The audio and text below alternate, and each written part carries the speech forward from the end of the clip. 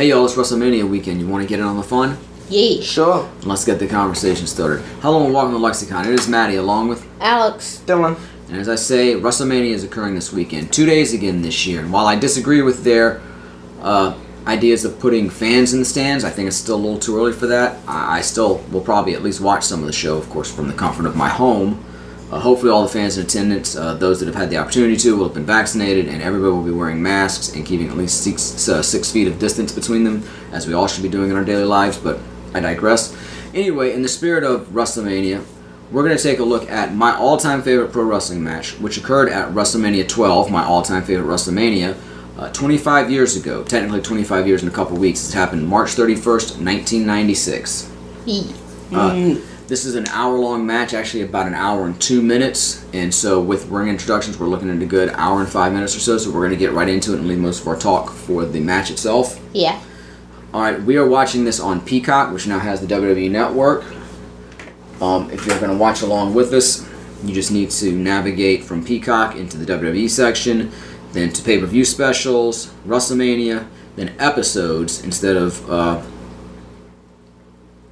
listing them as you know, their own individual shows. It lists them as episodes, and then it's listed as seasons, like season 1, 2, 3 instead of WrestleMania 1, 2, 3. But this is technically season 12. That's very interesting. Now we do have the ad-supported version of this, which I'm sure many of you do as well. But fortunately, if you look at the progress bar on the screen, it shows little dots to show where the ads are, and it doesn't seem like there's going to be any ads in here. It actually looks like they took a good bit of time to figure out the best places to insert ads in the wrestling shows, like when they're kicking to a pre-taped package or something. Yeah. So I think we should be fine. Of course, you could also watch this on the WrestleMania DVD. It's also on the From the Vault DVD of Shawn Michaels. And I even still have my old VHS of this down in the basement somewhere. So nice. Hopefully you've got some way to watch along with us, and we'll enjoy that. And if not, of course, as always, we're going to try to make it entertaining for those of you just listening. Yeah. So with that being said, without any further ado, I'm going to count down. I'm going to say 3, 2, 1, play. And everybody watching along with us, and us as well, are going to click play when I say play. How many times can I say play in this intro? Play. A lot. Play. Please stop. We don't want to confuse them. Do I want subtitles on? Because I didn't put subtitles on. Let's see. We might want to hear what the... Not here, of course, but... See. We might want to check out what the announcer's saying. Vince McMahon was still doing the commentary at this time, along with Jerry Lawler. So we'll have that there, and we can see Fink's announcement. Alright, so anyway, I have Peacock queued up to WrestleMania 12. Howard Finkel is standing in the ring with referee Earl Hebner in one corner and Gorilla Monsoon in the other corner. Time cue is 1 hour, 28 minutes, and 2 seconds. And as I said, with the countdown, we'll all click play when I say play. So here we go. 3, 2, 1, play. Alright, we're zooming in on Howard Finkel. Right now he's announcing that Gorilla Monsoon has once again become the president of the World Wrestling Federation. They had done an angle earlier this year where he was the on-screen president, and why don't we have any... Oh, okay, we do. We do. They're very small subtitles. Yeah. Yeah, and at first I was thinking like the subtitles. They should have like a black photo around them. But anyway, they had done an angle earlier in the year where Vader made his debut and attacked Gorilla Monsoon and took him out of action for a while. Roddy Piper took over as the interim president, and now Gorilla's officially resuming his post. Nice. I know nothing about wrestling. This is an Ironman match, which means the wrestler who scores the most falls within the time limit, whether it be pinfall, submission, count-out, or disqualification, wins. This one is set for an hour. It is Shawn Michaels challenging reigning champion Bret Hart for the World Wrestling Federation Championship. And it just so happens at the time, these were my two favorite wrestlers. You know, along with Ric Flair probably being right up there too. And again, Shawn had wrestled for the World Championship the year before against Diesel and failed in that challenge. And this year he's getting a second match, this time against Bret Hart, who'd been World Champion multiple times. And so I would have probably been okay with either outcome, but I was definitely solidly behind Shawn, wanting to see him finally, you know, ascend to the top of his profession. Nice. This is Jose Lothario, who trained Shawn Michaels and is serving as his ringside manager at this point in his career. They're doing the whole boyhood dream. Shawn's the babyface, as is Bret at this time. But that's what they're playing up, is the whole, you know, boyhood dream of finally becoming a world champion. Will it finally come true tonight? Now Shawn's going to make his entrance via zip line. And that's a cool entrance. I've actually heard that Vince McMahon did this earlier in the day to test it out. That's what Bruce Pritchard maintains, and they talked about it on Something to Wrestle With last week, I guess, when they covered WrestleMania 12. Nice. But here we go. Ziplines, it's like they look fun, but then it's like, wait, no, it doesn't. I've done a zip line. It's Was it fun? really depends. I've wanted to do a zip line, but hadn't really had the right opportunity. It's fun. It can also be painful. It can also be scary. Cause like it's pretty fast. Like I said, it's fun. But see, I did it at camp, and we had to climb up. And once you're up on the thing and you're hooked to, that zip line thing, you have to jump off the platform, and that's kind of scary when you're like so many stories up above a lake. I mean, at least it's a lake and not like some rocks. I mean, yeah, but in order to get up there, we had to climb like a rope ladder situation. I definitely did not enjoy that part. Rope ladder? Yeah, and it was actually funny. I don't like regular ladders. Because see, like I said, I was at camp and this is a school thing, and so on the other side, of course, there was like a platform, and a couple of the teachers were set up with one of the camp people to have to try to catch the student when they came that way, so that they could get us, off the zip line or whatnot. And they messed up with one of the students, and she ended up getting stuck. Because, of course, when she wasn't caught, she went back, and so she ended up getting stuck on the zip line, just dangling over the lake. And it was like, oh, that went well. All right, Shawn's finally made it to the ring. What do you think of Shawn's ring gear? I didn't see it. There you go. It is flashy. This is actually Shawn. the second evolution of his gear as a singles wrestler. When he first went solo at the beginning of '92, he started with the white gear with the red and black sort of zebra stripe patches, and then it sort of evolved into the heartbreak patches he's got there. Interesting. But I always thought Shawn as a singles had probably the best ring gear for my money. Nice. Not that my money went into any of it, but it's just an expression. It kind of looks like a tattoo you have. Yeah, I really like Shawn's ring gear. There's a hug for Jose. I like Bret's ring gear too, the pink and black. Uh-huh. I think he's going to wear the leather jacket at this match, but at times he and his brother-in-law Anvil, who was one half of the Hart Foundation with him, would wear these other pink and black jackets that had like the epaulets on the shoulders. Uh-huh. I really like those, but I still like Bret's gear as it is, and of course the wraparound Mylar shades he wears that he gives out to a fan. Nice. Yeah. He's mostly in black for this one. And there's my second favorite ever professional wrestling belt, the Winged Eagle World Championship. My favorite is the ECW Television Championship, which was just a rip-off of that belt, Uh-huh. but it had like circular side plates instead of the shapes that the WWF title uses, plus it wasn't as shiny. So I just sort of like the lived-in look of it, and I really like circular side plates, but this is my second favorite. Again, belt, not necessarily the title for what it represents, but the actual physical belt. This is my second favorite belt of all time. I've never paid attention to the belts that much. Yeah, I love this belt. Some people call it the Bret Hart belt, some people call it the Shawn Michaels belt, because they are two of the signature champions of it. Although Hulk Hogan held it, Randy Savage held it, Sergeant Slaughter, Undertaker held it. This is actually the belt Steve Austin would first win as Stone Cold, but then they'd immediately switch to what they call the Big Eagle, and then he would have the Smoking Skull belt. Nice. So to me, these are the two signature Winged Eagle champions, though. Bret Hart and Shawn Michaels, these were my guys in the early to mid-'90s. Of course, both started as tag team wrestlers. Bret Hart was part of the Hart Foundation with his brother-in-law, Jim Neidhart. Then he would go solo in '91, and he'd win his first singles championship that August at SummerSlam, beating Mr. Perfect Kurt Hennig for the Intercontinental Championship in what was, at the time, and until this match occurred, my favorite match of all time. It's still one of my 5 favorite matches of all time. Nice. Shawn would break up with his partner Marty Jannetty either at the end of '91 or the very beginning of '92, and one of my all-time favorite angles where they were doing an interview on the this interview segment called The Barbershop, because a wrestler named Brutus the Barber Beefcake hosted it, and it was set up to like a barbershop with a barber chair and a barber pole and a big window and stuff. Yeah. And Shawn super kicked Marty and then threw him through the glass window, and then Marty came out all bloody, and it's still one of the most memorable angles to me in all of professional wrestling, and that would launch Shawn's solo career. He was obviously a heel at that time, and he started the whole Heartbreak Kid, boy toy persona. And like I say, he came out with my favorite ring gear of all time, with the white pants with the red patch that had the black zebra stripes, and he had like, it wasn't leather really, but it was like that shiny sort of vinyl pleather look. Uh-huh. He had jackets and vests with those logos on. I really like that ring gear. I like this evolution of it too, with the hearts and whatnot. And his ring gear when he would come back in the early 2000s was nice too, but this and what preceded it, as I say, in like 92, 93, 94, that's my favorite ring gear of all time. But Bret's is nice as well. Yeah. And these were my 2 favorite wrestlers at the time. Even though I was a big Ric Flair fan as well, these guys were in their prime, and Rick was, he wasn't bad, but he was later on in his career. It wasn't his Yeah. his prime era. Yeah. Exactly. And I also said this is my favorite WrestleMania of all time, and part of that is because it is a good show. Obviously, it has my very favorite match of all time, and the fact that this match was set to go an hour, you didn't have time for a whole bunch of other matches, which I do like a good number of matches, but it also, having less matches allows you not to have a whole lot of filler. Yeah. And while all the matches on here weren't necessarily great, they were all at least decent, and a lot of it was really good. The Undertaker-Diesel match in particular, I liked a lot on the undercard. Up close to the belt. But there's also a bit of nostalgia for me in calling this my favorite WrestleMania. I don't think it's the best WrestleMania I've ever seen, but for me, this era right here was sort of like the peak of my wrestling fandom, in as much as I loved the Attitude Era that would follow right after this. Yeah. That was probably the most fun I had as a wrestling fan. My dad and I would watch both shows, every Monday night. We'd get most of the pay-per-views and really follow it closely. It was a very exciting time to be a wrestling fan, and I look back on it fondly and love it.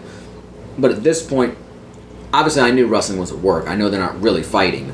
But I could still suspend my disbelief more than I could after this, because after this I started getting more into the behind-the-scenes aspect of pro wrestling. I started reading the newsletters, and of course even on the shows and out in the world, you would start to see, that's Bret's son. Nice. I don't know if it's Blade or Colt. I don't remember which one that is, but yeah, it's his kid. It's Nice. one of them. Yeah, Blade is what Vince identified him as. I knew it was one of them. I just couldn't remember which kid it was. That's a cool name. Blade. Oh, wait.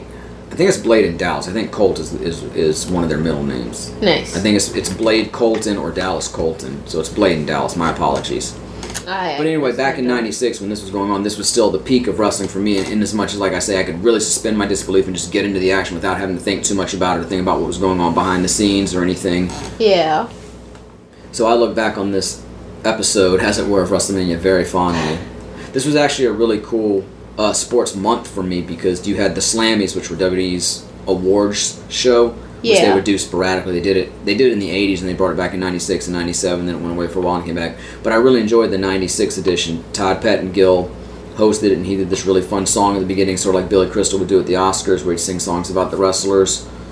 And you got to see just a little bit of the actual person behind the wrestler. They didn't break character too much, but you got to see them come up and accept their awards, and they weren't necessarily out of character, but they weren't going whole hog like a wrestling promo, so I really enjoyed that. Like, even Undertaker, he was still doing the whole Undertaker persona, and back at this time, and even until just very recently, Undertaker was very perceptive of his persona. He didn't really break character out in public at all. And he didn't for the Slammers either, but he still took the time to say, like, thank you, and he called out to somebody just sort of, not really saying their name, but sort of cryptically referring to somebody else in his life. So you got to see just that little touch of humanity behind the character, which I really enjoyed, but not so much that it takes you out of it, but just enough that, like, there's a real person behind the character, so it's nice to see a little bit of it. But I really enjoyed, we had the Slammies on, it was like Friday or Saturday night, and then WrestleMania was on Sunday night. Of course, this was before they did the Hall of Fame presentation.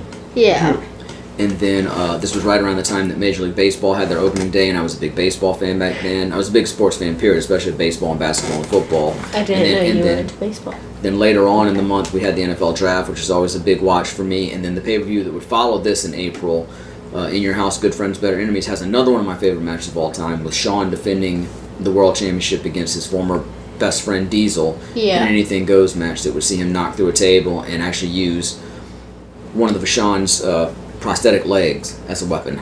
Interesting. It's a hell of a match, though. I'll show it to y'all sometime, because it's definitely worth watching. But this is still my all-time favorite match. Just a great wrestling match. Alright. Okay, I looked up Bret Hart's children. Yeah, you were right. Colton is Blade's middle name. I know I was right. I corrected myself. Yes, I know. I just couldn't remember if it was Dallas's or Blade's middle name. He has Blade's. 4 children. He has 2 boys and 2 girls. Yes. Could you name them all? It's Dallas, Blade, Sabina, who they call Beans, and what's the other girl? I haven't read his biography in the last year or so. I think I read it again last summer. Jade. Close. Technically, Sabina is her middle name. Is it just Jade Sabina? No, it's Sabina's first name is Alexandra. Okay, I guess he mentioned in the book, but I know he calls her Beans all the time, so that's why I thought Sabina. But see, I got it. Yeah. Bret Hart's book, by the way, Hitman, is a fantastic read. One of my all-time favorite books, and right up there with Mick Foley's first book, is the best wrestling books of all time for my money. I've never read a wrestling book. Well, look, if you're a pro wrestling fan, it's definitely worth reading, and I am. I've said before on the show that professional wrestling is my absolute favorite form of entertainment. Nice. And I may not always be as into the current product as I am at other times, but historically and just in general, I love professional wrestling. Nice. And of course, this is one of my favorite stipulations for a match too. An Ironman match, as I said, whoever gets the most falls within the time limit wins. And some people have said that the Ironman stipulation takes them out of the match because you don't have that element of it could end at any time. Yeah. Comparing it to boxing matches and MMA matches where that's what's exciting is you get that knockout at any moment. But I would argue that wrestling is different. Like, it's a work and you do care about who wins and how it happens and when it happens, but you want a great show leading up to it. You know these guys are out there intentionally to put on a show. Like, you can have a great boxing match or a great MMA fight, but you're not guaranteed of that either. I mean, you're not guaranteed of it in a wrestling match either, but obviously in those matches, people are literally doing the best they can to win. They're not trying to be entertaining, at least within the context of the match. They might have an entertaining persona and try to be, larger than life and bring the fans in, but within the context of the match, they are literally trying to win. And you want to see that from wrestlers too. You want to get the sense they're trying to win the match, but in the back of your mind that they're going to put on a performance for you too. So to me, in wrestling, you don't necessarily want to see it just end whenever. You want to have that great show leading up to it, and knowing that you're going to get an hour of really great wrestling from two of the top wrestlers in the world at that time, I think is more than worth it. Yeah. Yeah. These two had a really good match at Survivor Series 92 when Bret had first won the World Championship and Shawn was Intercontinental Champion, and I love that too, champion versus champion match. I mean, I don't always, because you like to be able to see the titles defended, but every now and then when you have a world champion against the secondary champion, whether it be World and US or World Wrestling Federation versus Intercontinental, I really enjoy that. And again, because they were two of my very favorite wrestlers, it's always fun to see, and they are two of the best of their craft, especially at this time, especially in the United States. Nice. I had nothing to add to that. This particular Ironman match, the way it's booked, they actually don't score any falls. It actually just goes an hour, and then they end up going into overtime. Interesting. Which, again, some people criticize that too, say it takes some of the drama out of it, but maybe not. It's still dramatic to me. You still don't know who's going to win until the end. And again, I just appreciate the work that goes on for that hour. Yeah. It would have been tough to plan the match for an hour, but not have it officially be an Ironman match, because then all of a sudden when this starts, an hour and 30 minutes in the pay-per-view, people are like, whoa, this match is probably going to go long. So you take the drama out of it then, too. Yeah. Because, now, occasionally the World Championship match doesn't headline WrestleMania, like the year before it did, and Shawn and Diesel went on second to last, I believe, but Lawrence Taylor, who was a professional football player, and making his in-ring debut, he never became a wrestler full-time. It was just like a one-off match. But his match against Bam Bam Bigelow, that was actually technically the main event, if you consider the main event being the match that goes on last. Yeah. And of course, in more recent years, we've seen other matches finish WrestleMania that weren't World Championship matches. But at this time, there was nothing on the show that would have gone on after these two. Like Undertaker Diesel, the streak technically was a thing, as in Undertaker hadn't lost a match, but they weren't promoting it as anything at this point. This was only his 5th or 6th WrestleMania at the time, so... Nice. There was nothing that could have followed this, so if this had gone on an hour and a half in, people were like, wow, this show's going to end early. Yeah. Or it would have been obvious that, well, they're clearly going to go a long time. And you didn't see hour-long wrestling matches in the World Wrestling Federation at this time. That was more of an NWA, Jim Crockett Promotions thing. And even in WCW, which those organizations had morphed into, you didn't necessarily see hour-long matches anymore unless it was designed to be an hour-long. So I'm fine with the Ironman stipulation. In fact, I got really excited when I knew that was what it was going to be. At this time, I didn't necessarily get every pay-per-view. I guess there was never a time that we got every pay-per-view. But even at this time, I might have been getting less, but I knew this was one we needed to get. Nice. So far, it's pretty good. This is, our Raw, of course, has been on the air for a little over 3 years at this point. Nitro had started the previous September, but the Monday Night Wars hadn't... I guess they had officially kicked off by now, but we hadn't really gotten into the Monday Night War when Scott Hall and Kevin Nash would leave WWF. Actually, they'd both given their notice by this point, but they wouldn't leave until a month or so later. And then Scott Hall would show up on Nitro in May, and we'd be in the 83-week win streak of Nitro over Raw, and we'd get into the Attitude Era and the NWO and WCW and the Attitude Era on WWF. There's Stu Hart on the left there. That's Bret's dad, and that's Classy Freddie Blassie on the right, a longtime wrestler and manager. Nice. I've come to the conclusion, those YouTube educational series, mainly like Crash Course and that style of video, I've come to the conclusion that you could do a series like that just on wrestling. I probably could. I did a wrestling class for your brother. You did? In homeschool because I thought it was something interesting to learn about. And now you should Again, do not it as a on main YouTube. course, but as an elective, so to speak. Yeah. Now you should do it for the internet. Yeah. I mean, I'd be down. I don't know that I have enough time to write and produce the whole thing. I don't know I'm either. fine. But we could make it happen. Shawn's got Bret in a hammerlock now. Now he's going to bar the other arm. Every time I have looked up at the screen, because I keep looking away, Bret has been on the ground with Shawn. I really don't like the closed captioning on Peacock. It is so small and light. Look at that. I hate it's very difficult to see.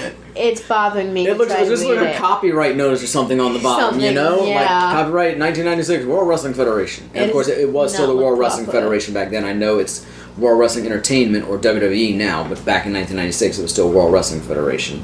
Really? And of course, there's also the World Wildlife Fund that has the trademark on WWF, and that was the issue. Like, the World Wrestling Federation had the rights to use WWF in the United States, but they didn't have the rights internationally. And then I believe the idea is once the internet started to become a big thing, and you had WWF.com and whatnot, and it was going out all over the world, that's when they started getting into more trouble, and the World Wildlife Fund started making more of a stink of it, and they ended up taking them to court and winning the rights to use WWF worldwide. Nice. And so WWF had to rebrand it. I remember some people were saying at the time they should rebrand to the original acronym, because when Vince McMahon's dad owned the company, it was Worldwide Wrestling Federation. And actually they may have changed to World Wrestling Federation while his dad still owned it, but originally it was Worldwide Wrestling Federation, WWF. Some people suggested maybe they could go back to that, but they went with WWE, and of course the comment is always that Vince doesn't really care for the connotation that he just produces a wrestling show, so he liked the idea of getting wrestling out of the title and it being World Wrestling Entertainment. Well, I guess he didn't get wrestling, he just got Federation out, didn't he? But he got to stress the entertainment part of it anyway. Yeah. At least as much as the wrestling. Just had to slap another line onto the logo. How do you guys feel about the WrestleMania, not on the ring skirt, but at the actual canvas right there in the middle of the WrestleMania logo? That's good. I don't know how much they do that. It's not, every show for sure. WCW used to have like the WCW logo in the middle of the ring on a lot of their shows, but WWF has a cleaner canvas a lot of times. This particular canvas, they actually cut up and gave out as a souvenir. It was something, not a souvenir, like gave it to people. You could order it. And they promoted that ahead of time. Like, here, for $50 you can order a plaque and have a piece of the ring and a photo of whoever won the match. And of course Shawn ended up winning, and I always regretted not getting it. I have so many questions. I've looked it up before, and like a couple years ago it was only like $50 on eBay, but then like a year or so ago it was like $200, and I was wow. Ugh. I have questions. But yeah, my favorite match, my favorite WrestleMania, two of my favorite wrestlers, piece of the mat. I would love to have that souvenir at this point. I wish I had bought it at the time, but I just didn't really have the money for it. What year is this? 1996. And in hindsight, yeah, I really wish I had that. That's like the one thing that got away, souvenir collectible wise, that I wish I'd gotten. Nice. There was also this toy that I wish I'd gotten. It was there was like a Heinz ketchup commercial where a kid imagined that his bottle of ketchup, and like the glass bottle of ketchup, not the wider plastic one, but like the slimmer glass one that almost looks like a Coke bottle size. Yeah. That's a spaceship and he's flying in it, and they actually made a toy of that, was like a ketchup bottle that was like a spaceship. But it was like a mail order thing, and I really wanted it, and I didn't get it. But I'd like to have that too. One of the toys and stuff you didn't get. Could you tell me what in the world you look up to find this? I would look up WrestleMania 12 souvenir plaque with a piece of the ring mat or something like that. Bret's got Shawn down now in a headlock. Oh no, 47 what's minutes it gonna and 56 do? seconds left. What's it gonna do? What am I supposed to do when my head's locked up with this dude? I guess he's gonna lose right now. Well, he wouldn't lose. He would just Yes, I know. go down a fall. I don't know if anybody's ever lost to a headlock in the history of professional wrestling. Well, I mean, maybe 100 years ago, but certainly not in the last 40 years. reasonable. Oh my gosh. What's wrong? I'm having trouble finding this. I'm trying so hard. Shawn with the arm bar now. It's right there.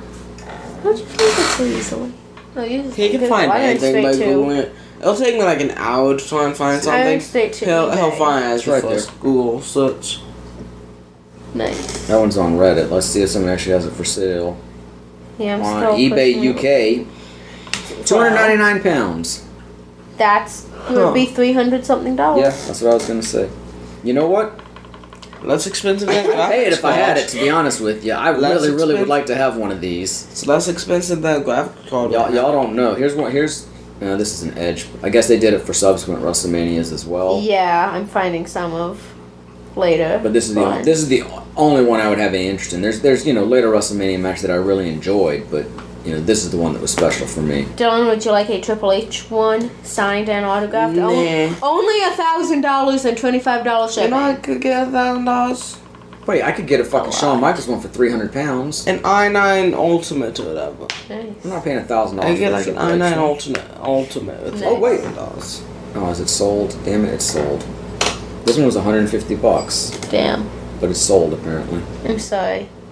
Yeah, I'm I not buy coming. this. Can I buy it? I'm not coming up with it on my eBay at all. Yeah, it doesn't look like it's on eBay right now, but it's on UK eBay. Yeah, like, see, here's Look, one am I not Bailey worth 300 autograph. pounds? You know what? You're I not would say 300 screw pounds, Bailey, but bro. that sounds dirty. Well, you're not 300 pounds. You're not in 200 pounds. I mean, not that I wouldn't be willing to if I got to know her and we were in a, but. What's this one? Hey, we almost could do the math. Speaking of Bailey, you want to hear something really cool? What? In the most recent edition of the Pro Wrestling Illustrated Year-End Awards, Yeah. they eliminated the Woman of the Year category, which they used to have because you'd have some women wrestlers, but you'd also have women ring attendants and managers and whatnot. So they sort of combined them all. But of course, in recent years, women's wrestling has become more serious in North America, so especially in the United States.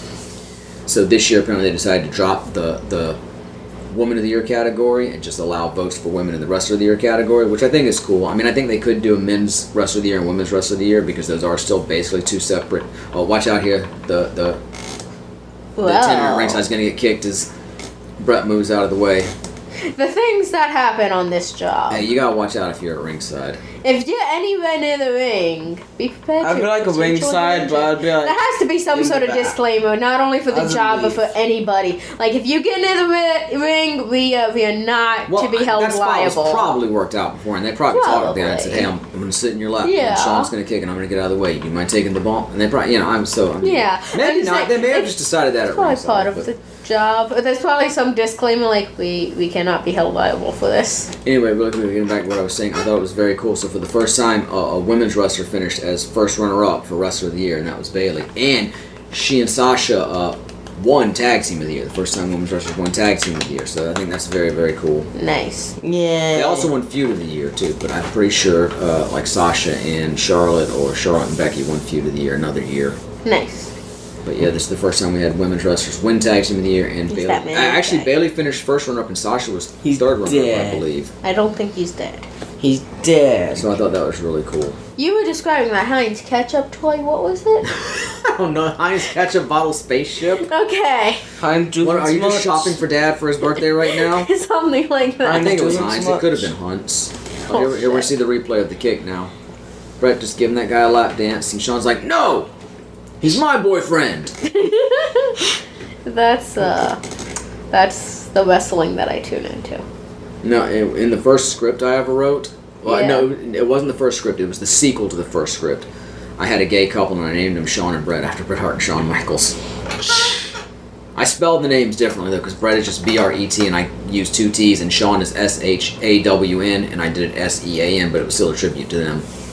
And there's this incident where Shawn, he got beaten up outside of a bar Yeah. in like late '95.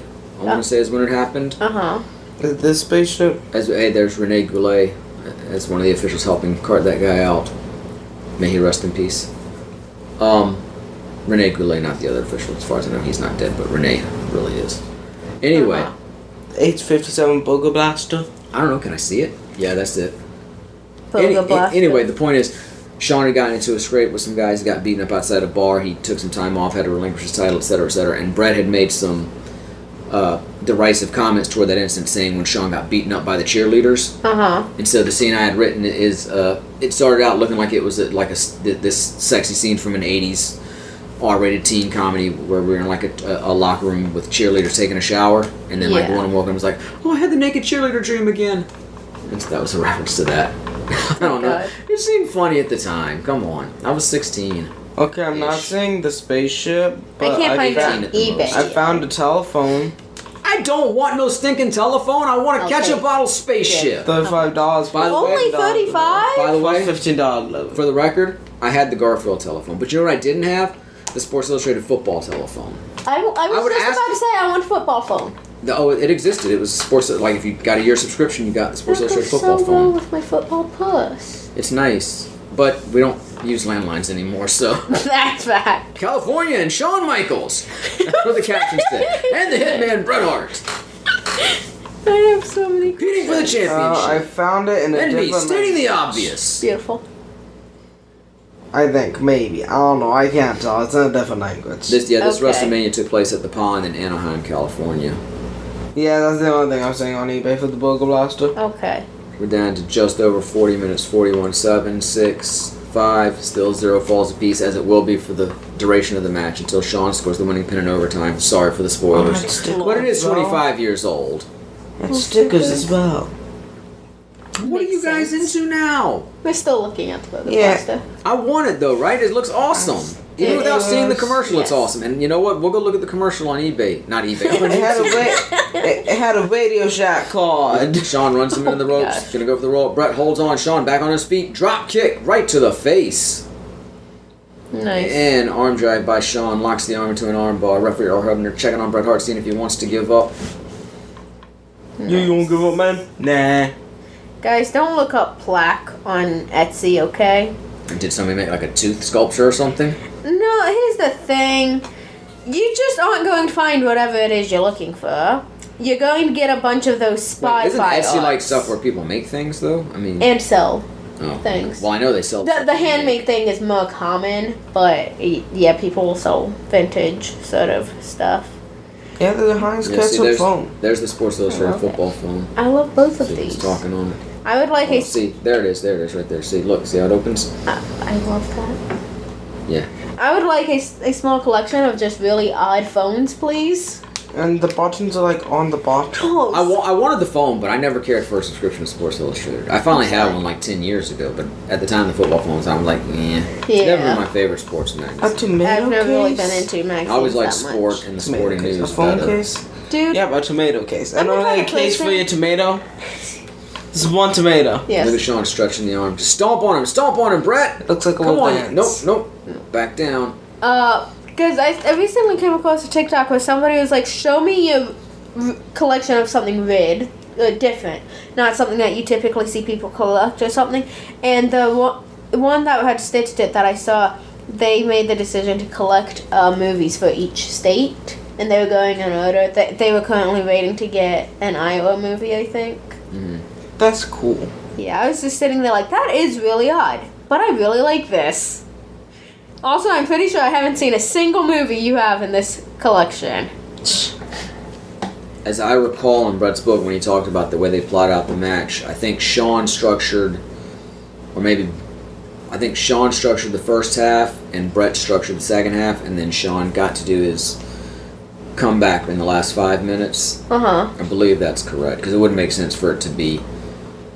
I mean, it could have made sense, but that was always my recollection, is that one of them structured the first half, the next one got the second half, and then Shawn got to do his comeback in the last 5 minutes. Interesting. So it wouldn't make sense for it to be Bret in the first half and then Shawn in the second half, because he would have, obviously, the comeback would have been included then.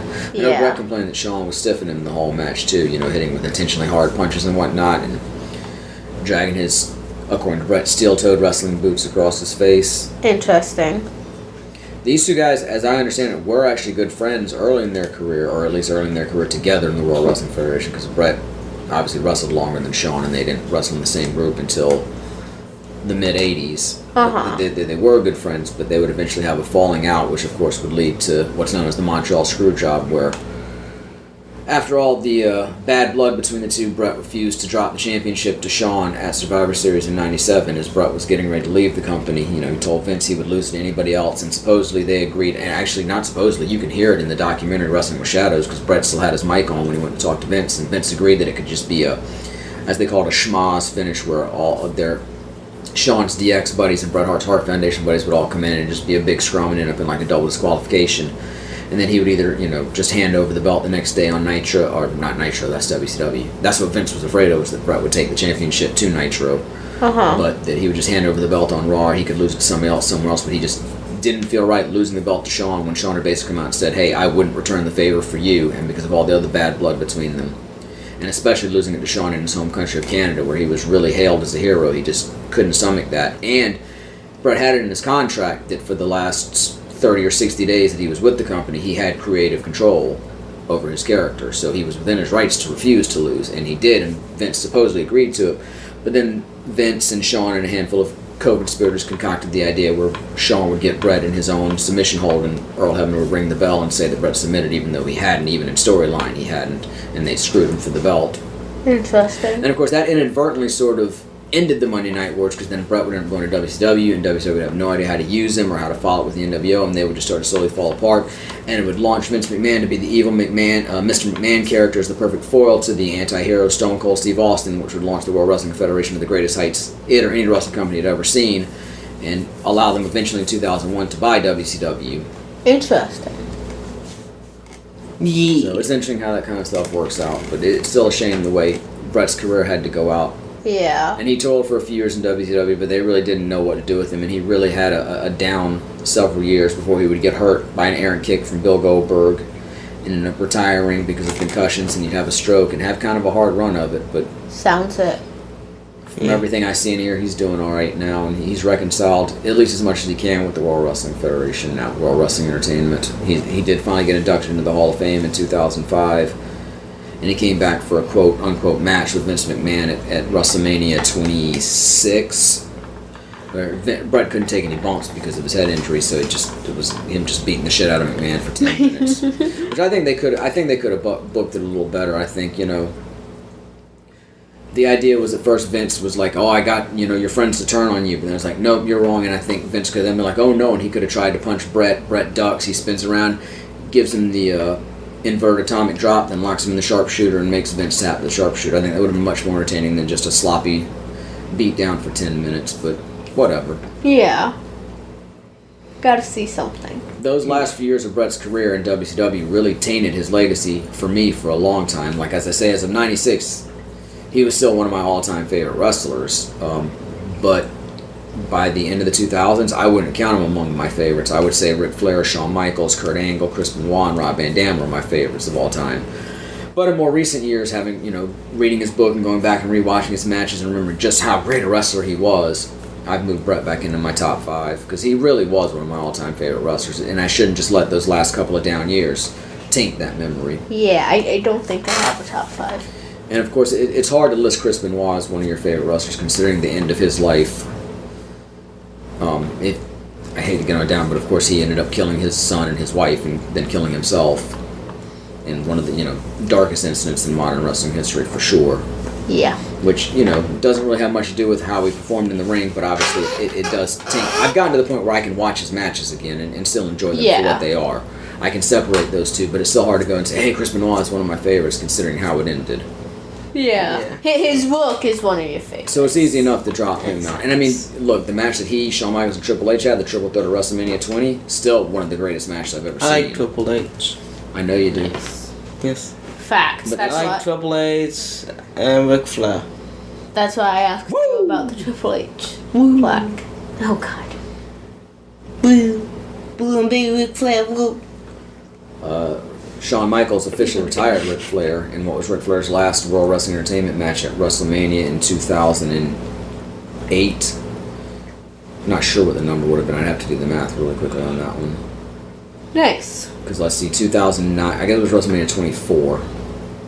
Uh-huh. And they'd done an angle. They had done an angle where, starting like the previous November, if Ric Flair lost a match, he has to retire. And it built up to him and Shawn Michaels at WrestleMania, and then Shawn retired him in a classic match where, Rick knows it's over. He's like, just come on, just do it. And Shawn's like crying, I don't want to do it. He's like, just do it. And so Shawn super kicks him and gets the pin. Nice. And Rick did wrestle a little more. He wrestled in TNA and some independent shows, but he's never wrestled in WWE since then. That looked like it would hurt.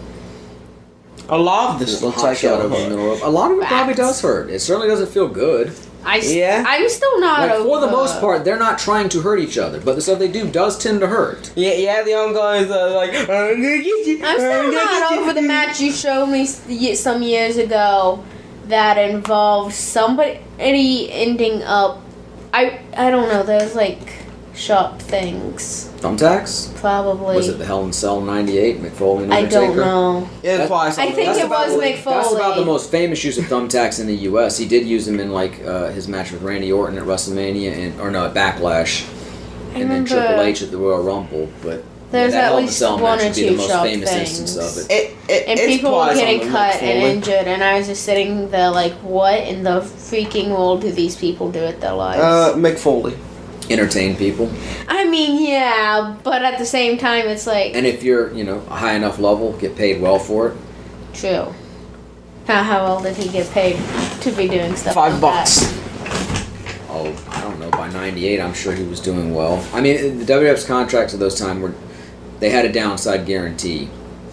By 98, did they have that? You had a downside guarantee where it'd be like, okay, you're guaranteed to make at least $250,000. No matter what, you're going to make that much. But based on how well the crowds are and how big the pay-per-view buys are and everything, you have a chance to make more. Yeah. And then, of course, you also get paid off your merchandising as well. And there's opportunities, occasionally there's opportunities for outside appearances, autograph signings and whatnot. So, I mean, he was definitely making, mid-six figures by that point. Nice. So, he wasn't a billionaire by any stretch. And he had road expenses. Of course, wrestlers are independent contractors, so they have to pay for their, rental cars and hotels and food and stuff on the road. But he was doing all right. Nice. No. Bulldog headlock by Bret Hart, going to the outside now. Uh-huh. Bret doesn't go to the top rope that much. I bet Shawn's going to catch him here. Probably. What do you know? He caught him. Oh, Bret with the forearms across the chest. Owie, my chest. He's going to drive him down with a knee. I believe he is. Yep, knee to the back of the head. Oh, they're going to bump the ref.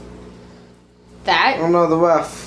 He's that dead. Sounded and looked painful for both Yes, parties. all of this looks painful. That referee is Earl Hebner. He's got a twin brother named Dave Hebner. Uh-huh. And back in the 80s, Earl Hebner worked for Jim Crockett Promotions, and Dave Hebner worked for the World Wrestling Federation. And then in 1988, about a year after their famous match at WrestleMania III, Andre the Giant and Hulk Hogan had a rematch for the World Championship on the main event.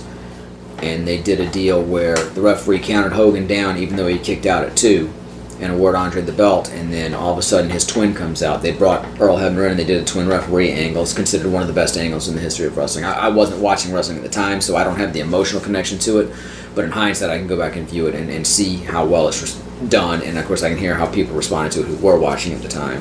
And ironically enough, as pile driver from Bret Hart, Earl Hebner's the referee in the ring in Montreal for the screw job, who essentially screwed Bret out of the championship. Interesting.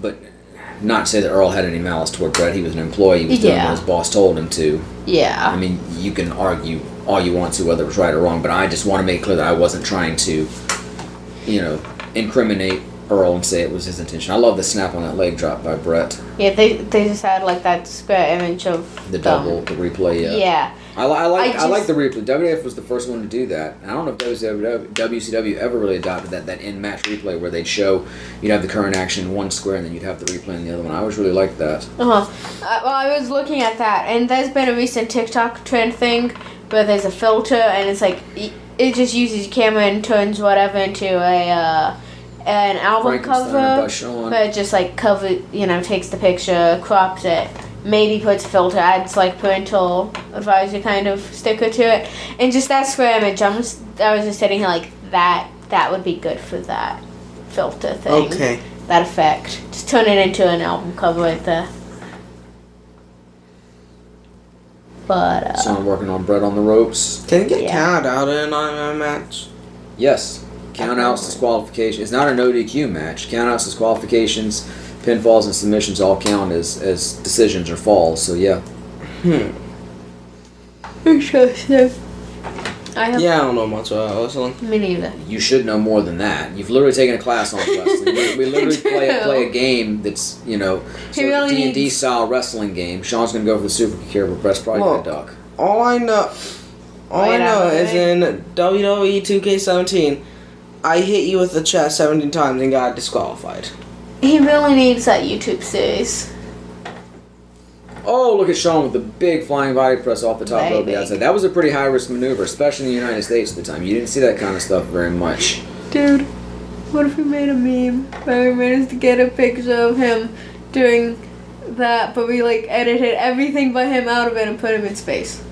Anyway, look at Shawn's bicep builder. I'm sorry to break away, but he's got a tattoo. It's like a heart with a dagger through it and then a snake wrapped around it to form an S ostensibly. I always liked that tattoo and thought I'd like to get a tattoo kind of like that, but I don't have an S in my name except the very last letter of my name, or the first letter of my last name now, but it never really made that much sense. But that and Undertaker's Grim Reaper tattoo that he has on his forearm were always two I looked at as kind of like tattoo inspirations if I ever got a tattoo. Of course, back then, I had no tattoos and no specific plans to get any. Nice. You and Dylan both have 2 S's in your name. That's why I said me and Dylan both have tattoos. Yep. I was like, Dylan does not have... You have a tattoo. You and I have tattoos. You and Dylan and each have 2 S's. And I have 4 S's. So I have the same amount of y'all combined. All right, Shawn going to the top rope. Now, Shawn much more likely to go to the top rope than Bret, but Bret getting to his feet. Jump. Flying body press. Bret rolls through, hooks the leg. 1, 2, and no! Bret almost got the first fall of the match. He almost said, oh. Yeah. I like the way you're calling him by his name. Like he's your buddy. Yeah. He's old. What year was this again? Yeah, me and Early Chicken. Shit, I've known him for a long time. 96, yep. What were you doing in 96? Not existing. Hanging out with all. He was hanging out with all. That was a nice... No, that was in between Shawn lives, with the roll up inside cradle. 1, 2, nope. He was doing hanging out with all. Yeah, he was doing some martial arts stuff in the 80s. Okay, there's a good shot of Shawn's ass. What do you think of it? I didn't see it. Why you gotta run your eyes flat. and get the ass shot? I'm sorry. Maybe those pants, but they did not make his ass look good. I don't know. Have you seen those tights? That was an inside joke. We were making jokes before the show. That's why I brought that up. Now, Captain America. Fisherman suplex? Facts. But have I you love seen that those move. popular The tights? finishing move of Kurt Hennig, the perfect plex. I believe Harley Race also used that move. The other day. Nice. No, wow, crouching, indistinct, individual. Somebody said he's not perfect, obviously referring back to the fact that the move he just used, the fisherman suplex, was the finishing move of Mr. Perfect Kurt Hennig. Wow. These captains suck. Oh, also, they're going so quick. If you look on Bret's tights, he's got the 4 hearts up his leg. Yeah. Those are supposed to represent each of his 4 children. Aw. Like when he had 3, he only had 3 hearts on his gear. That's cute. And then I know at the time too, according to his book, when he would sign autographs, he'd trail like 4 dots off of the name Hitman. And he said he assumed people thought it was like bullet holes, but it was supposed to be a little dot for each of his kids. Nice. That's Shawn nice. got Bret in the sleeper hold. How many times did the sleeper hold you see like Joe, you see like Samoa Joe use that now, although Joe hasn't wrestled in a while because of injuries. But Shayna Baszler uses it. Joe calls it the coquina clutch. I don't know what Shayna Baszler calls it, but it's like, it's just a fucking sleeper hold. Which, I mean, don't get me wrong, in real life, you put somebody in that and hold on long enough, you're going to knock them out. It's a legitimate hold, but it's just hard after years and years of the sleeper hold being kind of a silly hold in wrestling to see people use it like a badass finisher now. I like Shawn's ring boots. He always had good-looking ring boots. Nice. Those boots were kind of good. I like his buckles. Oof. There's like different style of ring boots. If you watch different wrestlers, you know, there's like the traditional style like Ric Flair and Arn Anderson wear, and then Sting had his own sort of unique shape of boots, and then Shawn's got these kind of chunkier kind of boots. Yeah. If you pay enough attention, some wrestlers have like the cowboy style boots, even though the heel would be filled in, so you don't have that gap there, but it still look like cowboy boots. Wouldn't some boots be more advanced, more advantageous? In a real fight or to put on a show, you mean? In a real fight. Maybe, but most of them had that. Like I say, even the cowboy boots, they'd have a flat bottom instead of having that pronounced heel. So it's using the storyline. Up and over. Camel. Ouch. Camel finally got him. That's quite a landing. Could somebody get thrown over and accidentally hit like that first row of fans? Sure. Cool. There's a pretty famous clip of Bam Bam Bigelow taking Spike Dudley and actually intentionally throwing him into the crowd in ECW. I just want to be fun. I want to accidentally get hit by somebody. Here's another angle with the double feature. That is the goal. Oof. But yeah, I saw that. That did not feel good. I know there's a slight protective mat there, but guess what? No, that didn't feel good landing like that. Definitely not. Yeah. You know, Bret's not really trying to hurt Shawn there, but doing that move is not going to feel great. No. Could have probably easily gone wrong as well. Oh, yeah, I know for they're sure. professionals in training and all that. Yeah, shit happens. And this is why I can never be a wrestler. I used to and be like, ow. I used to want to be a wrestler when I was younger. I'm glad I thought I'd be a pro wrestler.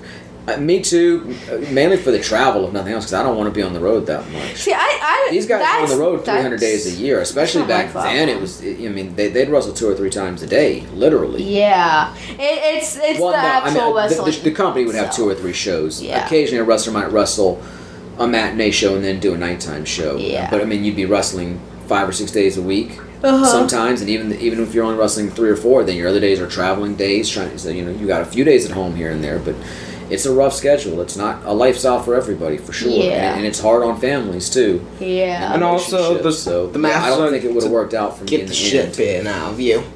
Well, see, the physicality I could put up with. I'm a physical person. I like to play rough, and I don't mind bumping around. And don't get me wrong. I'm not saying it's not a painful existence to a degree, and it's not hard to do. But if you're trained to do it, and it's what you choose to do, you can take it to a degree. Yeah. That part of it wouldn't have been as bad to me as I say, the traveling and just the emotional toll of being away from my family. Exactly. Oh, there we go. We got it. Okay, I have everyone in the ring right now. Who has the best ass? I'm going Shawn. Bret, Shawn, or Earl? I'm going Shawn. I haven't spent that much time looking at them all, but I would, Shawn's the youngest and the best shape. There's plenty of ass shots. From the bits that I've seen, Bret's ass is somewhat he's clearly in good shape. He's a good-looking man, but his ass is somewhat indistinct. Well, that's a nice shot of Shawn's ass. Look, he's poking it up for us. There's so much ass. I mean, Earl's got those just really is. black referee pants. He's not showing it off. If he's got the junk in the trunk, he's not showing it off. Facts. His pants are not emphasizing that ass. Facts. Hey, that's Earl's ass. I only care about America's ass. I like Shawn's gloves, too. Yeah. I always like gloves in wrestling, or when the wrestlers would tape their hands. I think that's a nice look. Nice. Bret's just got the wrist tape, of course, and the elbow pads. Yeah. I spent a lot of time looking at it, advantage or thinking about wrestling disadvantage? gear and what I like and what I don't like. I mean, I don't think gloves would be too much of an advantage or disadvantage, but... Well, in theory, they might either give you a little... Well, like, the theory is there's such thing as a taped fist match where you can have taped fists, and the idea is that the tape will cut your opponent when you hit them. Mm-hmm. So something like that can give you an advantage. And if you have more padding on your hand, it's easier to punch without hurting yourself. True. So that would be an advantage. But you do worry about grip, too, when it comes to holds. Mm-hmm. So I guess there's two schools of thought when it comes to it. But I just think they look cool. Yeah. Now, elbow pads are definitely an advantage. Not necessarily for striking. I mean, if you're going to use the elbow as a weapon. Striking. Yeah, and I mean, a lot of guys do use elbows as an offensive maneuver. Makes sense. But I personally like the black and pink look. I do as well. It's some of my favorite ring gear of all. Probably before Shawn's singles ring gear, that was my favorite ring gear. Black and pink is a pretty decent color combination. Very much. Black goes good with a lot of colors. Black and like blue, light blue or dark blue. That's the standard Shawn Michaels bump. And now we're going to go for the belly to back suplex. That's what it's almost. Top rope. How many times does Shawn do something where he could almost land on his neck wrong? Yeah, I mean, and that kind of a move, a German suplex, can be rough on the neck. A lot of wrestlers have had fusion surgery where they have two of their discs in their neck fused because of all the abuse necks taken in wrestling. Kurt Angle, Steve Austin, Edge, Chris Benoit. Just here alone, I've noticed Shawn repeatedly do moves, and I'm just sitting here like, if you had just landed one other way, you'd be dead. Yeah, I mean, part of it too is they're muscly guys. You build up a strong neck, so I mean that gives you an air protection, and you try to take the move the right way. Yeah. But even with that repeated, the repeated stress on the neck is going to get to you at some point, and if you go just a little wrong one way or the other, yeah, it can be catastrophic. Yeah. There's definitely an air of danger in what they do. That's another reason why I don't like the idea of calling wrestling fake. Because the stress on these, performers' bodies is very real. The deaths are very real. True, but very few wrestlers have died in the ring because of a wrestling move. That is, it has happened, but that is very rare. It is very rare, but because it's happened. But now serious injury and life-altering injury have happened, and paralysis even in some cases. That certainly has happened. People who say wrestling is fake, I would like them to go to those wrestlers or the families of wrestlers who have been affected by injuries and deaths and whatnot, and say that it's all fake. And I mean, even the why don't you just take everybody? Even the wrestlers who walk away relatively injury-free still have constant aches and pains, and they don't live a quote normal life physically. Yeah. Because of all the years of abuse. Even someone like Hulk Hogan, who wasn't known for high-risk matches, all the years of dropping that leg and the impact on his spine and his hips, he's had a lot of injury issues later in his life. So I mean. Yeah. No, I've never prescribed to the idea that wrestling is fake at all. I understand that the matches are worked. I understand they're putting on a show, but I mean, you don't really look at a movie and say, oh, that's just fake. Exactly. You accept it for the form of entertainment that it is. It's just because wrestling, it was a con man's game. They were trying to fool people, at least for a time. So, I mean, I understand where people are coming from. But if you're really a fan of the sport, of the art form, you would never call it that. And if you're a practitioner of it, you certainly wouldn't. As Rock said, never use the F word. Yeah, Young Rock, that's a pretty good show. It is very good so maybe far. not great, but really good. Side Russian leg sweep. That's a maneuver you don't see My only thing nowadays. is the way they bounce back and forth. Yeah, I was a little different surprised things. about that. They were going to go back in different time periods. I thought it would be more linear, like we'd see his childhood build up into his adolescence, into his college prefer days, that. maybe into his early wrestling days. But it's still very enjoyable. That's like the only thing that would make it better so far. And I've enjoyed seeing the portrayals of some of the professional wrestlers that I'm familiar with. There's Shawn taking another big bump over the turnbuckle, taking out Jose this time. But there's the ending of one episode, then you see the continuation of that ending 2 episodes later. Yeah, it's like, can I just get these back to back, please? The actors they've got portraying some of the wrestlers, some of them don't look quite right. Like the Ric Flair wrestler, he's too skinny and a little too muscular. Like Flair's muscular, but he's not super cut, but he's also not super skinny. And like the guy playing Andre, I think he's great. He's not quite as filled out as Andre was, but I mean, how many people are going to be that tall to begin with? So, and like the guy playing Macho Man, he's fine. He's a little smaller than Macho. And, the guy playing Steamboat is a little off, but for the most part, I think they all capture the spirit of the wrestlers. Like the guy playing JYD got heavier in his later career. He was much more cut and built early on in the time they're displaying him. So I think that actor's a little too large to play JYD, but it's fine. It's still fun to see these portrayals of the wrestlers. Bret, John with Jose a little bit on the outside. Yeah. Jose kind of looks like my grandfather, I'm not going to lie. Nice. I can't officially confirm or deny We're this. officially 75% through the match. Facts. Just under 15 minutes remaining on the clock. Yeah. And still, 0 falls. But, I mean, we're only paying so much attention to it, but do you really think that takes away from the drama? No. Nice belly-to-belly by Bret there. I mean, If anything, it's more, anyone can win at any moment. Yeah. Like I said, as long as the performers can carry a match for an hour, I love an Ironman match. Or sometimes they're only 30 minutes, but I prefer an hour-long one. And it's kind of different from the drama. Like this one is anyone can win. Then it's if someone has will they get back ahead? Well, again, unless somebody goes up 6 falls to 0, there's still going to be drama. You're still going to come to the end. And the only difference is you know it's going to end when the clock runs out. It's not like it could end now, it could end 10 minutes from now, it could last so long. But it's supposed to. As long as they're going to put on a good show up to there, because that's what I like to be entertained by the match itself. I'm not... Wins and losses do matter, and I like the idea of the characters portraying that they matter. But at the same time, I also just want to see a really good show until we get to the end of the match. Yeah. I was gonna ask, since we were talking about young Rock, what's your favorite Rock match? Huh. I'm not... Probably Rock versus Austin at WrestleMania 17 in 2001, even though I hate the fact that they turned Austin heel because it was a huge mistake to do it, and it sort of killed the last big wrestling boom. And even if they were going to turn Rock, they shouldn't have done it in his home state of Texas where there was no way the crowd was going to boo him. What they should have done is instead of turning him that night, they should have had him win the match and then have McMahon kind of looking on like Vince is smiling. Why is he smiling when Austin won? He must have something up his sleeve. Then the next night on Raw, they could have had the rematch, and then it could have, Vince could have come out with a chair like he was going to hit Austin. Austin could have ducked, and Vince could have hit The Rock, and Steve could have covered him, and people could have been like, well, Vince meant to hit Austin, but he hit The Rock. And then the next week, when they were finally out, because they would do Raw the next night in the same state, usually. Then the next week, when they were finally out of Texas, then they could have revealed the heel turn. Now, don't get me wrong, it was still stupid to turn Austin heel. He was still way too hot as a babyface, and it was too early to turn him heel. But if you were going to do it, that's the way you should have done it. Having said all that, even though I don't like the outcome of the heel turn, the match itself was spectacular. It's one of the best matches I've ever seen.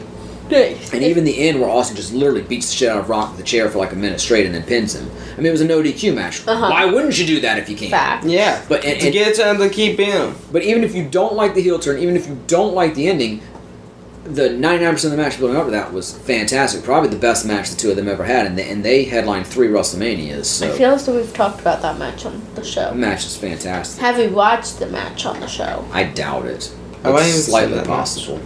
Interesting.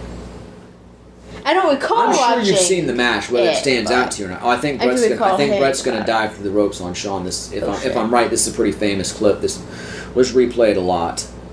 Alright. Watch. I think Bret is going to dive. No, maybe not. I guess not, unless he knocks him down and then goes back to it. There's a pretty famous clip of Bret diving through like the middle rope onto Shawn, but I guess they either have it earlier in the match or in another match. Walk should be in the Terminator. Should he be the Terminator?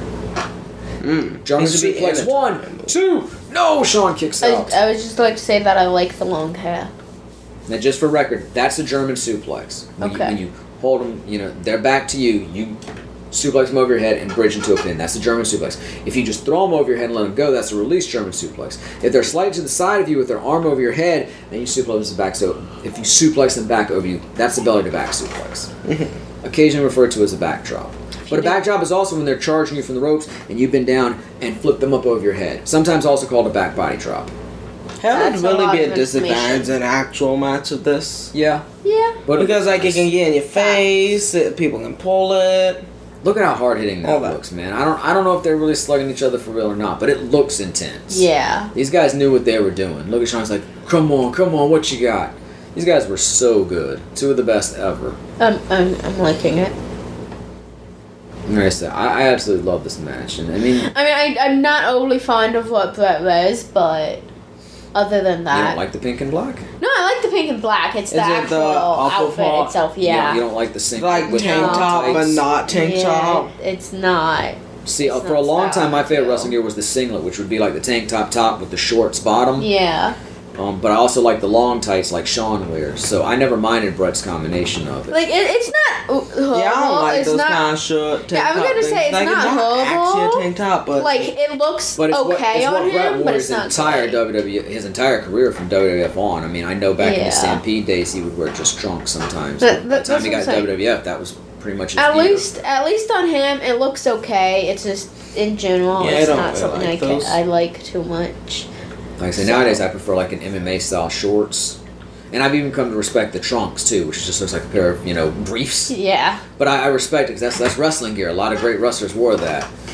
But yeah, this time the singlet or like the long tights like Shawn has would have been my favorite. This just looks like Shawn Michaels is a toddler. That's that move's called a camel clutch. are you saying you do that to No, I'm toddlers? saying that it looks like he's a toddler That's a good refusing point. Like, where is that to do coming from something. exactly? Because he was like kicking, he was like kicking his legs like he's a kid throwing a fit.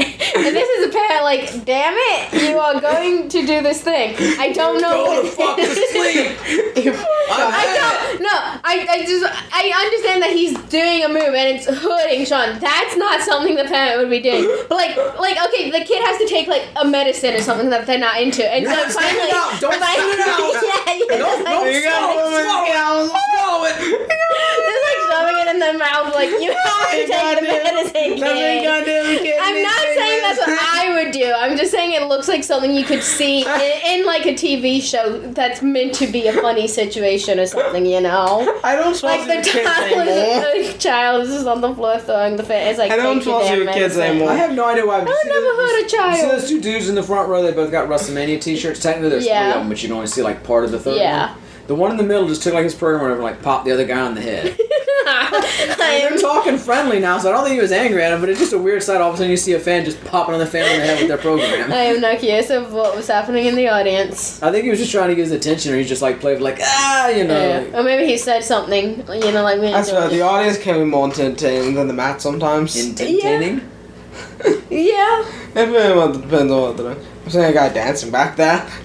Nice. The Yeah, old I wave see. thing.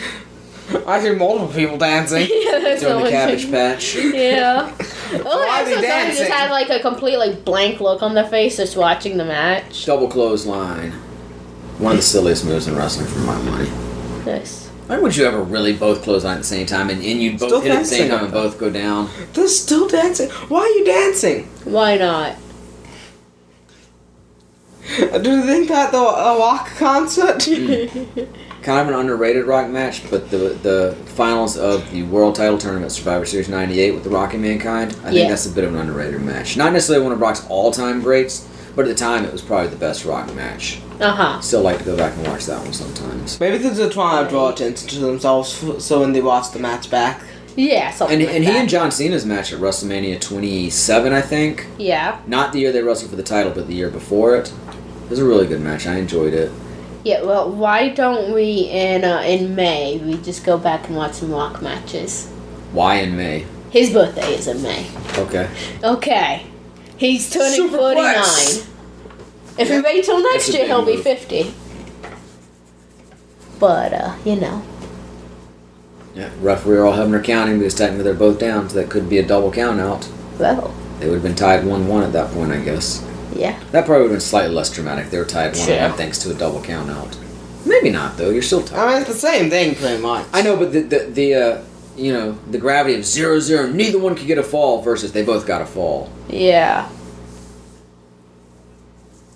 Getting down to the last 6 minutes. Shawn kicking away. Bret's ostensibly trying to put him in the sharpshooter, his leg lock submission holds, and Shawn's fighting off of that. Yeah. Now he's twisting into a figure 4. Signature hold of Nature Boy Ric Flair. Now he's going back, single leg Boston Crab. Single leg Boston Crab. The legs. Now that move you think it hurts your leg, but it really hurts your back more than it hurts your leg. Probably, the way you're bent like yeah. that. A lot of times they'll sell it like it's hurting the leg. And I'm not saying it puts no pressure on your leg. And if you have an injured leg and the idea is your opponent's working on it, I'm sure it would stress it more. But those are Boston Crab, Texas Cloverleaf, Scorpion Deathlock / Sharpshooter are moves that really hurt your back more than your leg. Yeah, that one really looked painful for the back. But the one he was doing before it looked really painful. The figure for 4, the leg. interesting thing about that is you cross one leg over the other and sort of press down. Yeah. And so in real life it hurts the leg that's being crossed over more, but people Yeah. usually sell it like the one that's bent is the one that's being hurt. And again, if you have an injured knee that's being worked over by your opponent, I'm sure it would hurt to have it been in that position, but it really stresses more the leg, the opposite leg that's being crossed over. Yeah. In my experience anyway. And yes, I've put these moves on people and had them put on me and tried them out being a wrestling fan. I'm not suggesting you do that at home, but let's be honest, most wrestling fans do. Oh, a lot of people Big boot in wearing the white face. shirts in the background. White shirts are more noticeable. Probably they're a just mix more of both. noticeable. I don't think there's an overabundance of people wearing white shirts. They just stand out amongst the crowd. I'm saying there's probably a pretty normal mix of white shirts to Yeah. non-white shirts. To be fair, if you wanted to count every single Because, fan and whatnot. I mean, if you really focus on it, you see there's one here, there's a couple there. Yeah, there's a good mix. yeah. They just stand out. Yeah. Less than 5 minutes left in the match. Yep. Man! That was the closed caption on that one, just man. Man. Perfect. Bret taking the turnbuckle with his Ouch. chest like that. That's a signature Bret Hart move. Not many guys would take him like that. Oh, now I'm vampire. Now I'm not What? vampire. I mean, most guys would, turn around and take it with their back. It's probably easier to take it with your back, for one thing. Uh-huh. Bret indicated that it wasn't necessarily an easy move to take. I'm not sure which one's really a more natural movement, because normally you wouldn't keep going. When somebody whipped you like that, you'd probably stop as soon as possible. But Yeah. flying Something forearm like by that. Shawn. He's going to nip up here. Wait for it.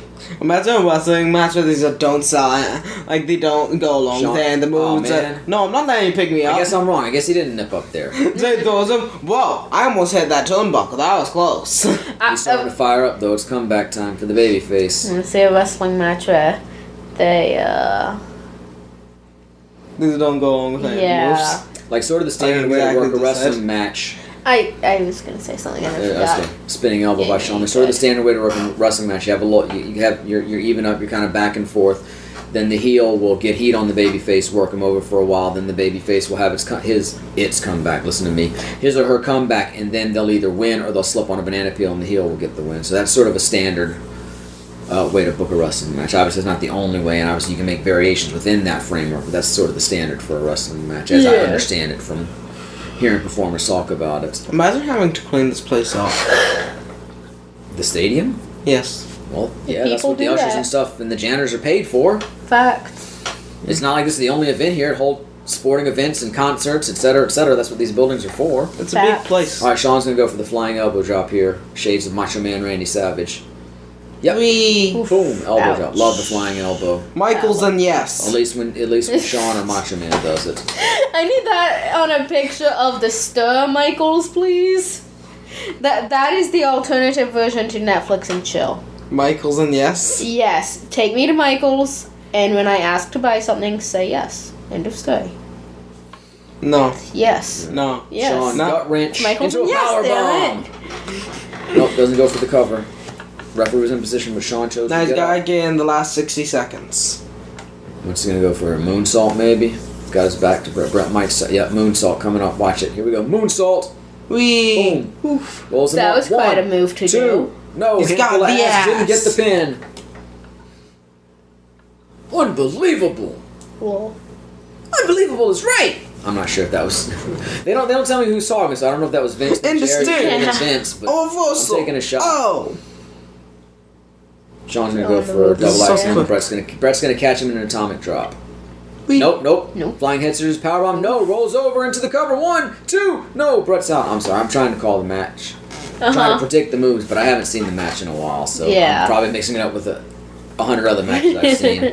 Quite Body possible. slam by Shawn I Michaels. just want to take a sign of These a people drawing stop. of Sans Undertale to a wrestling match. Well, you do realize in general when you go to pick somebody up, if your opponent's a good worker, they're going to work with you. They're going to go Oh, up light. yeah. They're going to jump as much as they can. They're Yeah. going to make themselves as light as possible. That's why I want to see a match, but then no Don't one get me goes wrong, along with the you move. don't. No, you don't.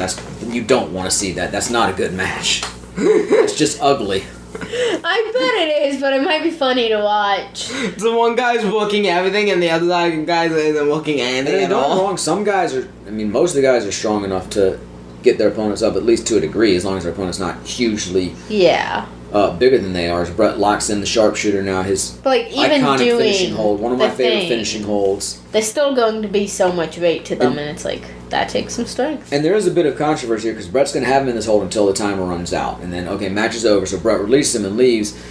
Then Gorilla Monsoon's going to come out and say, no, we're going into overtime. And technically, if you're going to have overtime, shouldn't Bret have been allowed to keep the hold on? Yeah. I mean, maybe not. Because, I mean, in football, you would stop and reset for overtime. So it just depends. But I know my dad was never super happy with the finish because it's like, well, that's kind of lame. They should have just kept going if they were going to do overtime.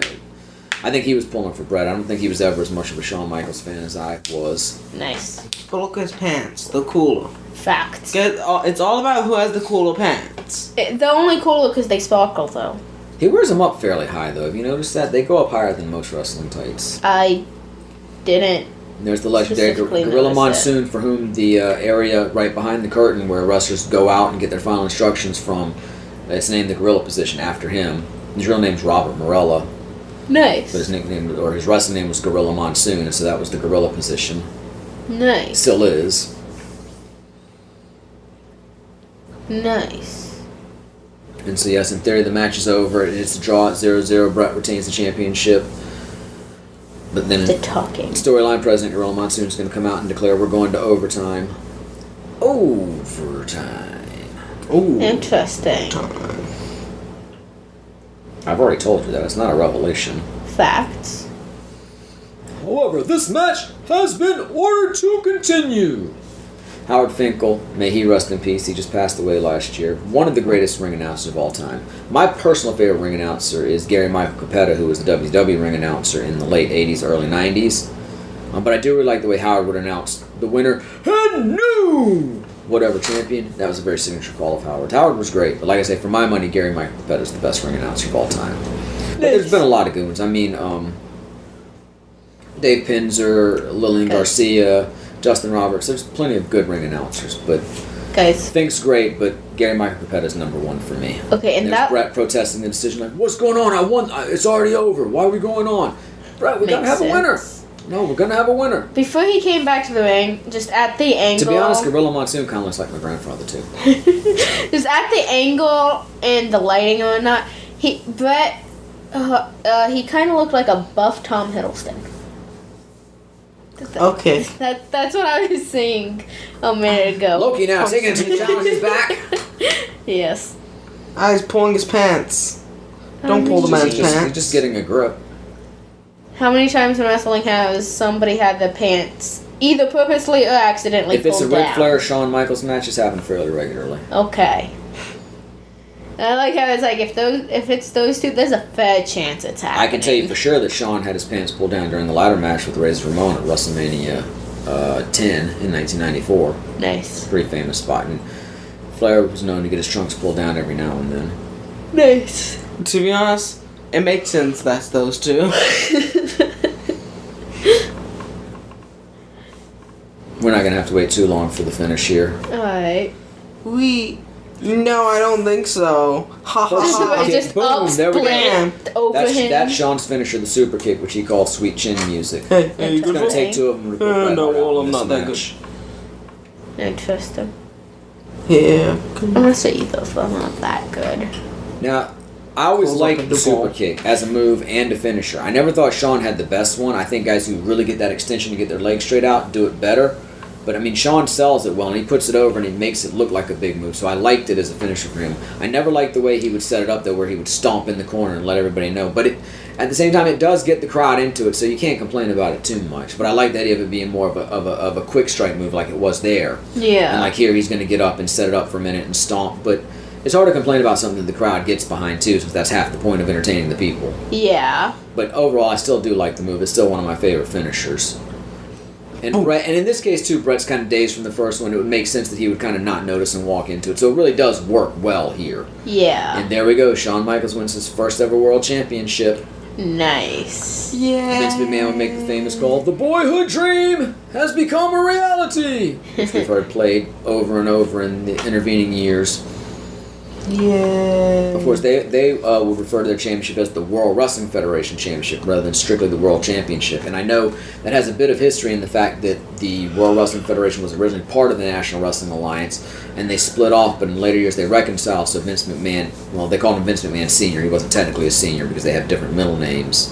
Vincent Jesse McMahon, I think, is the dad. I know Jess was Vince's grandfather. I think that was Vince's middle name. This Vince McMahon is Vincent Kennedy McMahon. But anyway, his dad reconciled with the NWA, and so they agreed not to call their World Championship a World Championship anymore, but just the Worldwide Wrestling Federation Championship.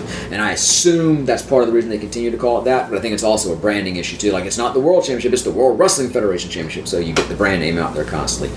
And now, of course, it's the WWE Championship and the Universal Championship. But anyway, that was the first World Championship for Shawn. Just open like his little movement there. Well, yeah, he's selling it too to sell an eventual rematch because Bret was going to take the summer off because he had an acting commitment, and that way he would sell the fact that he's upset about the way the match ended, and it would give him a program to come back to. It was part of the storyline. Yeah. See, he'd look great without the top part. Yeah, I don't think he was necessarily hiding his. I mean, Bret never had the best physique in wrestling, but there's nothing wrong with the way he looked either. That's a good shot with Shawn on the monitor and Bret walking past him and zooming on shot. WWF, for whatever other problems you have with him, and I don't like some of their choices. The boyhood dream has come true for Shawn Michaels. Okay, but the captions, I liked it. Just Shawn Michaels, the boyhood. Yeah. But anyway, and you can make some complaints about what they do, especially with all the quick cuts they use now, but for the most part, WWF has a top-notch production team. Nice. Their presentation of wrestling is done really well. I swear, and there's that belt. Isn't that a great looking championship belt? From what I've seen, it doesn't look great with Shawn. It just fits with him. It fits. You know, certain belts fit better with certain wrestlers. Just the size and style and shape of it fit better with certain people. And you know, that belt just looks really good on Shawn. Shawn and Bret carried that belt like with Hogan. Hogan, a bigger dude, that belt looks a little weird on him. It doesn't have quite the same cachet. Even Austin, who's not that much bigger than Shawn, I don't think that belt looked great. The colors fit. Yeah. It's just, I don't know, that belt looks good with Shawn. And also because Shawn is one of the guys I think about when I think about the era of that championship and Bret. The referee put it on you. Good job, Bull. And he just gets pushes him away. There's a story about Shawn at one point telling the ref, and we've probably missed it at this point, saying, "Tell him to get the fuck out of the ring. This is my moment." And ultimately, I've heard Bret claims that he's saying it about him, and some other people say he's saying it about Jose. So I've heard it's pretty obvious that you can read Michael's lips, but obviously we're past that part at this point, so we're not going to be able to see it. But if he did say it, I'm not sure about whom he said it. But either way, that's Shawn's moment. And did Shawn Michaels ever do acting? No. He looks like the kind of person he was in a commercial for ESPN, one of my favorite Sports Center commercials, but it was he and Diesel and Bam Bam Bigelow and Paul Bear and Undertaker. That was during the This Is Sports Center sort of faux behind-the-scenes commercials they were doing, and they had the wrestlers in there circa 95, which, for all the problems, I really liked the WWF in 1995. I really enjoyed the product for the most part, and I liked seeing those wrestlers there, and there's Shawn striking his iconic pose. But yeah, no, Shawn was... I think he was in like the Marine 6 or something with Miz. He and Becky Lynch were both in it, but no, Shawn was never a big actor either by choice or just because he didn't have the opportunity. But no, he's not somebody who really did acting.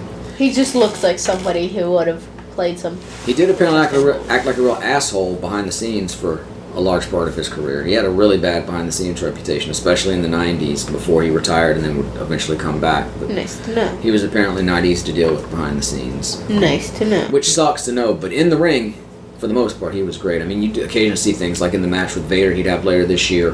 Vader would miss a spot and you could visibly see him chewing Vader out and being sort of unprofessional, but for the most part, he was fantastic to watch in the ring. And overall, I love that match. Shawn Michaels put on a series of great matches in '96. The match with Vader, the match with Diesel, the match with Bret, the match with Mick Foley later on in the year. Shawn Michaels had a great '96 in the ring. Nice. That dude's shirt makes me think Jose of that shirt. game. That game. Backgammon. Yeah. Yeah, I get that. I knew Dad would understand. Oh, now he's laying down. Oh, he's back up. Yeah. So it's not really fair for me to ask you guys what you thought of because we were talking over great portions of it. You really need to see the match and focus on it and get to hear the commentary and the crowd and everything with it. But I will Those say, lights are nice. still to this day, even 25 years later, that is my all-time favorite wrestling match. I mean, it's a great match in a vacuum. Oof. That hour of wrestling action is fantastic, and it just helps that and there's Bret saying what's up to the fans, shaking Bret's son's hands. Nice. They look paying very tribute to happy Bret's about it. dad, Stu, Freddie Blassie. But anyway, it doesn't hurt, like I said, this was just sort of the peak of my fandom, even more so, at least on one level, than the Attitude Era. Because like I say, it was just easier for me to suspend my disbelief and get into the storylines at this point. And you had, my two favorite wrestlers, one the established champion, one the emerging superstar, going an hour for the, world championship. It just doesn't get much better than that. And for me, it still never has. You're seeing some highlights from earlier on WrestleMania. It's just so weird because they show. Yeah, they would always do this. They'd have a clip package at the end showing highlights from the show. Yeah, it was just weird the way they did the highlights or whatever because they had people fighting, people fighting, and it's like, where the fuck did the car come from? Well, that's because Roddy Piper and Goldust had what they called a backlot brawl. Yeah. And that's where they fought. It was a pre-tape where they taped about a week early and they fought in like a back lot, and then cars were involved, and you have to see the whole show to really get the full picture. Well, I understand the concept. It's just in this scenario, it's like, where the fuck did the car come from? It would have made more sense if they showed the car, more of that, and then went back to the others. Call. No more call. And then after a minute, I think it was from the same thing. You see somebody walking up with a bat, and it's like, that did not fit what I was just watching. And now we finally made it back to Shawn's interest. Back to where we started. A good place to finish off, I would say. Yes. All right, thank you, two, for watching my favorite match of all time with me. And thank you to the listeners for coming along on this journey. 25 years ago, 25 years in a couple weeks. Yep. My all-time favorite match, my all-time favorite WrestleMania. Here on WrestleMania weekend. They're doing a 2-day show again this year. Nice. Which kind of makes sense as they can't do a full capacity crowd, and they're intent on having fans in the stadium, even though I think it's a bit early, but I'm not going to go off on that so much. Let's just wrap it up on a high note as Bret holds Shawn in the sharpshooter. If we give it just a minute, we see Bret walking out with the title. See? Buff Tom Hiddleston. Then there's the second super kick. There's the pin.